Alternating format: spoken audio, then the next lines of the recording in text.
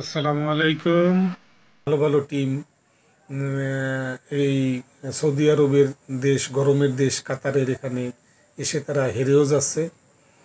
আবার ভালো দুর্বল টিম যারা তারাও পয়েন্ট পেয়ে যাচ্ছে। তো সব মিলিয়ে এবারের বিশ্বকাপের হিসাব নিকাশটা অন্যরকমের। তো আমি বলেছিলাম যে কাতার বিশ্বকাপের এই ফ্ল্যাগে ছেয়ে গেছে ঢাকা বাংলাদেশ, প্রথম যে ভিডিওটা দিয়েছিলাম আমি বলেছিলাম যে আমি কোন দল সেই